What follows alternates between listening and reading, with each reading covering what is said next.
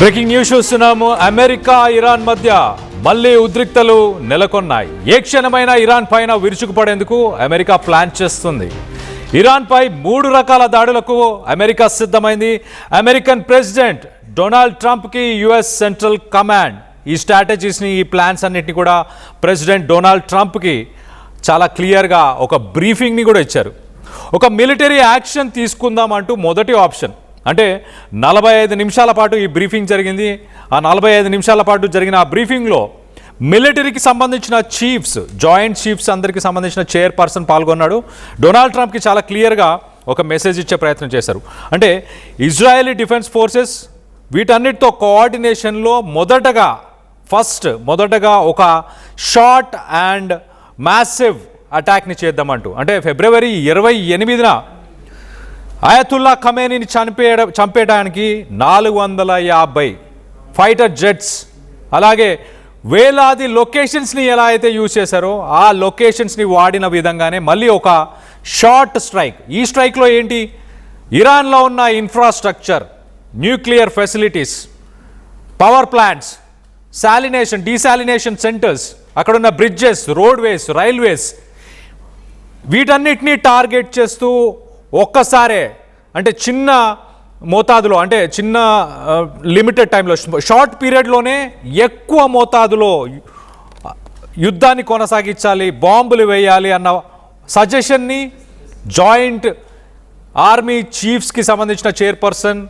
Donald ట్రంప్కి ఆయన చాలా క్లియర్గా వివరించారు. అది ఫస్ట్ ఆప్షన్గా తీసుకొచ్చారు.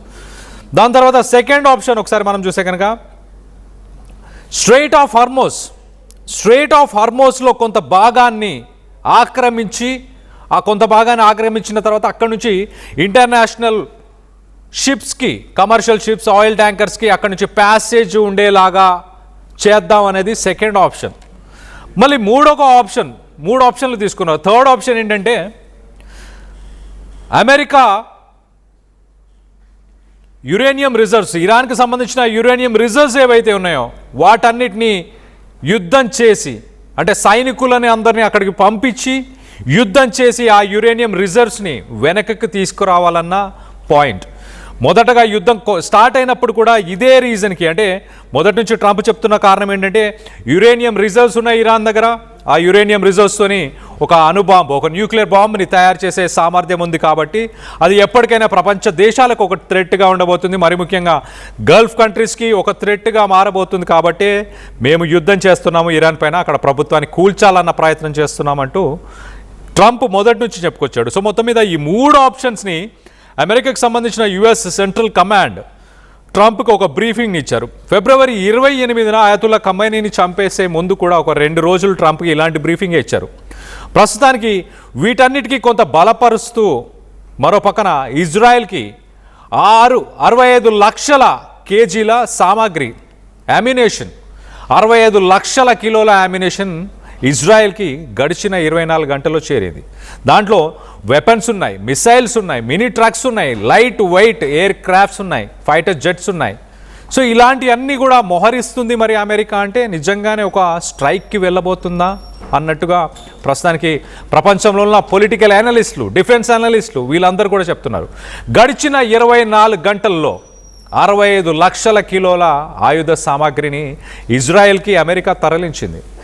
ఎయిర్, గ్రౌండ్ ఫోర్స్ ఉపయోగించే మందుగుండు సామాగ్రి, దాంతోపాటు మిలిటరీకి సంబంధించిన military trucks, joint light tactical vehicles, UTVs అని చెప్పచ్చు, ఒక రకంగా ఆ యూటీవీస్ని కూడా తరలించారు. ఇరాన్ దగ్గర ఉన్న యురేనియం రిజర్వ్స్ని ఎట్టి పరిస్థితుల్లో స్వాధీనం చేసుకోవాలి అంటూ ఒక స్పెషల్ ఆపరేషన్కి అమెరికా పూనుకుంటుందా అంటే వాస్తవమే అని చెప్పాలి. 65 లక్షల కిలోల మందు సామాగ్రి యుద్ధం కోసం అంటే అర్థం చేసుకోండి ఎలాంటి యుద్ధాన్ని ట్రంప్ ప్లాన్ చేస్తున్నాడు. మరో పక్కన ఇరాన్ కూడా మొదటి నుంచి మేము అమెరికాని నమ్మట్లేదు, శాంతి చర్చలు జరుపుదామంటూ ఇటు పిలుస్తూనే 2 సార్లు ఇరాన్ పైన అమెరికా, ఇజ్రాయెల్ 2 సార్లు దాడి చేసింది. సో అమెరికాని నమ్మట్లేదు, మేము నమ్మే ప్రసక్తే లేదంటూ మరో పక్కన ఇరాన్కి సంబంధించిన ప్రెసిడెంట్ పెజాష్కియాన్ చెప్పుకొస్తున్నాడు. ఇజ్రాయెల్కి ఇప్పటిదాకా అమెరికా పంపించిన మందు సామాగ్రి ఒక్కసారి చెప్పే ప్రయత్నం చేస్తా. 1,15,600 టన్నుల మిలిటరీ సామాగ్రిని యుద్ధం మొదలైనప్పటి నుంచి ఇప్పటిదాకా అమెరికా సరఫరా చేసింది.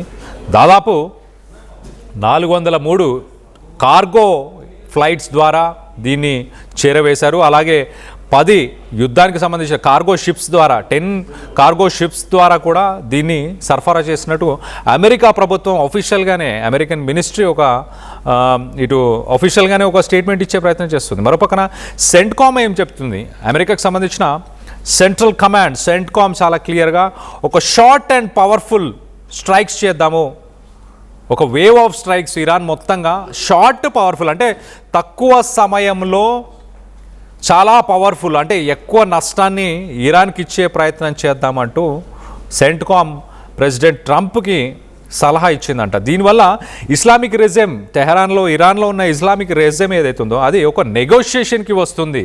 యురేనియం రిజర్వ్స్ని వెనకకు ఇవ్వడానికి వెనకాడుతున్న ఇరాన్ కాస్త దాని మెడలు వంచడానికి ఒక షార్ట్ అండ్ స్ట్రాంగ్ వార్ని జరుపుదాము అంటే కొన్ని గంటల పాటే కావచ్చు, కొన్ని క్షణాల పాటు కావచ్చు. మేబీ లాస్ట్ టైం మనం చూసాము ఇరాన్ పైన మొదటగా అయతుల్లా ఖమైనీ పైన అతన్ని చంపడానికి చేసిన ప్రయత్నంలో కొన్ని నిమిషాల వ్యవధిలోనే ఒక కోఆర్డినేటెడ్ స్ట్రైక్స్ అంటే ఇటు నావీ షిప్స్ నుంచి మిసైల్స్, ఇటు మనం ఇమేజెస్లో చూస్తున్నట్టు fighter jets, helicopters, missiles. So మొత్తంగా ఇరాన్ పైన ఒక్కసారే 450 డిఫరెంట్ లొకేషన్స్లో విరుచుకుపడ్డట్టు ఈసారి కూడా అలానే ప్లాన్ చేస్తున్నారంట. కానీ ఈసారి ఏంటంటే లాజిస్టిక్స్కి సంబంధించిన ఇన్ఫ్రాస్ట్రక్చర్ అంటే ఇరాన్లో వెపన్స్ కానీ ఆర్మీ కానీ ఎటు తిరగకుండా ఉండేలాగా వాళ్ళ వెపన్స్ వీటిని సరఫరా చేయకుండా ఉండేలాగా ఫస్ట్ నేషనల్ హైవేస్ని, అలాగే రైల్వేస్ని, రైల్వేస్, ఎయిర్పోర్ట్స్, పవర్ ప్లాంట్స్ అంధకారంలోకి తొక్కేస్తాను అంటూ ట్రంప్ గతంలో ఎన్నో స్టేట్మెంట్స్ ఇచ్చాడు. సో అది ఈసారి చేసే అవకాశం ఉంది. అక్కడున్న పవర్ ప్లాంట్స్ని టార్గెట్ చేయొచ్చు. సో వీటన్నిటిని చేద్దామంటూ సెంట్కామ్ అయితే ఒక ప్లాన్ని ముందుకు తీసుకొచ్చింది. ఇది ఫస్ట్ ఆప్షన్గా చెప్తున్నారు. సెకండ్ ఆప్షన్ మనం చూస్తే కనుక సెకండ్ ఆప్షన్గా తెహరాన్ ఏమంటుందంటే ఇటు సెకండ్ ఆప్షన్గా స్ట్రెయిట్ ఆఫ్ హార్మోజ్లో కొంత భాగాన్ని ఆక్రమించేసుకుందాం, అక్కడున్న మైండ్స్ని క్లియర్ చేద్దాం అంటూ సెకండ్ ఆప్షన్ని సెంట్కామ్ ట్రంప్కి ఇచ్చే ప్రయత్నం చేస్తుంది. కానీ సెకండ్ ఆప్షన్లో ఉన్న ప్రాబ్లం ఏంటంటే ఎంతో కొంత ట్రూప్స్ని ఖచ్చితంగా అక్కడికి పంపించాల్సిన పరిస్థితి. స్ట్రెయిట్ ఆఫ్ హార్మోజ్లో కొంత భాగాన్ని కంట్రోల్ చేయాలి అని అంటే ఎంతో కొంత ట్రూప్స్ని పంపించాలి, ప్రాణ నష్టం జరిగే అవకాశం ఉంటుంది. దానిపైన కొంత సందిగ్ధత ఏర్పడింది. ఇటు మిలిటరీ పరంగా సిద్ధంగా ఉన్నామంటూ మిలిటరీ ఆఫీషియల్స్ చెప్తున్నారు. కానీ ట్రంప్ మిడ్ టర్మ్ ఎలక్షన్స్ని దృష్టిలో పెట్టుకొని ఆయన దానికి వెళ్ళాలా వద్దా అన్న ఉద్దేశంతోనే ట్రంప్ ఉన్నట్టు తెలుస్తుంది.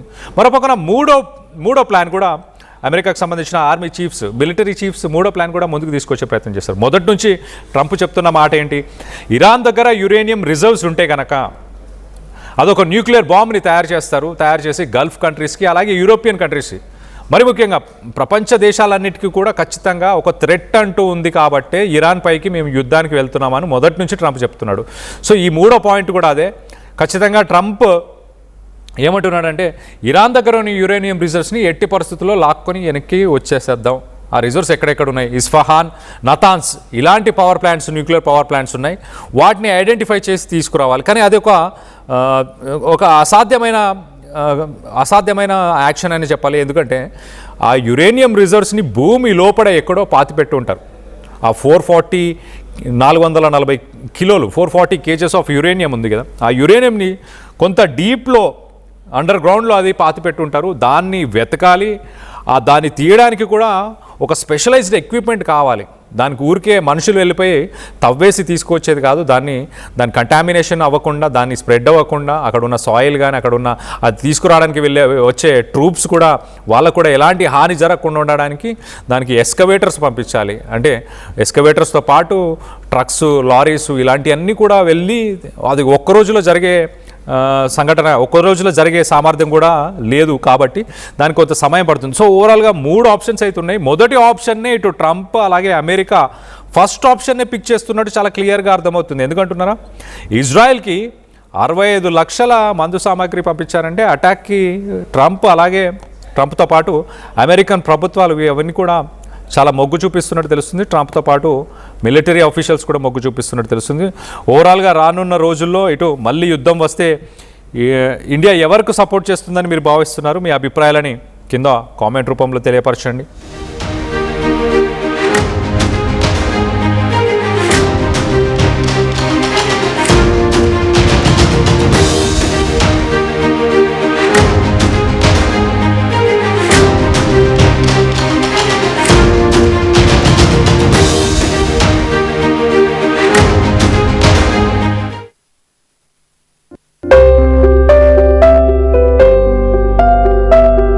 చిన్న చిన్న ఆనందాలు 35 ఏళ్లుగా నా జీవితంలో లేవు.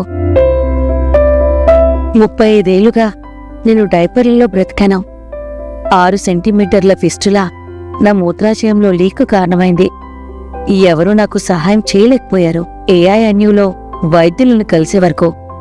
అక్కడ వారు రోబోటిక్ శస్త్రచికిత్సతో నాకు పరిష్కారం ఇచ్చారు. వారు నా ఆత్మవిశ్వాసాన్ని కూడా తిరిగిచ్చారు. Precision care makes it possible. The Center for Robotic Surgery at AINU